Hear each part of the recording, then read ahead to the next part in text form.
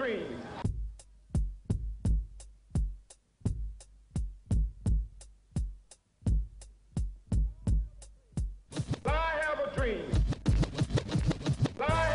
We've got some difficult days ahead. But it really doesn't matter with me now, because I've been to the mountaintop. I got into Memphis, and some began to say the threat, or talk about the threats that were out. What would happen to me from some of our sick white brothers? Well, I don't know what will happen now. We've got some difficult days ahead. But it really doesn't matter with me now, because I've been to the mountaintop. I don't mind. Like anybody, I would like to live a long life. Longevity has its place.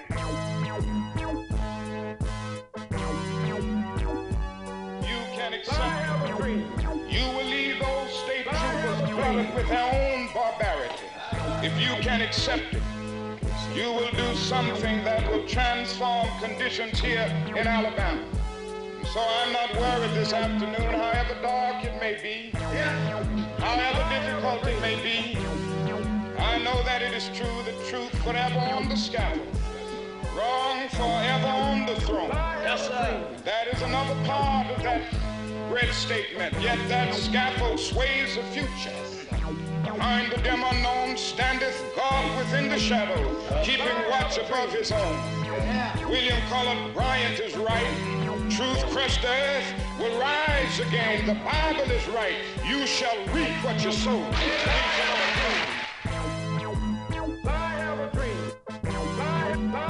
Let me proclaim here and now that I'm still convinced that the philosophy and practice of nonviolence affords a more excellent way to improve the inadequacies existing in the American social system.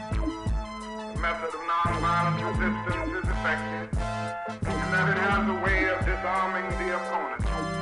It exposes his moral defenses, it weakens his morale, and at the same time it works on his conscience.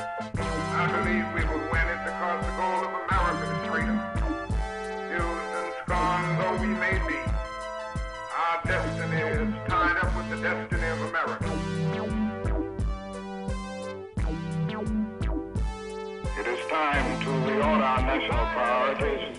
All those who now speak of goodwill and who praise the work of such groups as the President's Commission now have the gravest responsibility to stand up and act for the social changes that are necessary to conquer racism in America. If we as a society fail, I fear that we will learn very shortly that racism is a sickness unto death. I accept this award today with an abiding faith in America and an audacious faith in the future of mankind. Every now and then, I guess we all think realistically about that day when we will be victimized of what is life's final common denominator. That's something we call death. We all think about it, and every now and then I think about my own death, and I think about my own funeral, and I don't think of it in a morbid sense. Every now and then I ask myself, what is it? But I would want to say, I leave the word to you this morning. If any of you around, when I have to meet my day, I don't want a long queue. And if you get somebody to deliver the eulogy, tell them not to talk too long. Every now and then I wonder what I want them to say. Tell them not to mention that I have a Nobel Peace Prize. That isn't important. Tell them not to mention that I have 300 or 400 other awards. That's not important. Tell them not to mention where I went to school.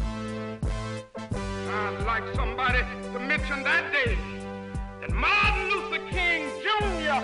tried to give his life serving others. I'd like for somebody to say that day that Martin Luther King Jr. tried to love somebody. I want you to say that day that I tried to be right on the walkway. I want you to be able to say that day that I did try to feed the hungry. I want you to be able to say that day that I did try in my life to clothe those who were naked. I want you to say on that day that I did try in my life to visit those who were in prison. I want you to say that I tried to love and serve humanity. Yes, if you want to say that I was a drum major, say that I was a drum major for justice. Say that I was a drum major for peace. I was a drum major for righteousness. And all of the other shallow things will not matter. I won't have any money to leave behind. I won't have the fine and luxurious things of life to leave behind. But I just want to leave a committed life behind. That's all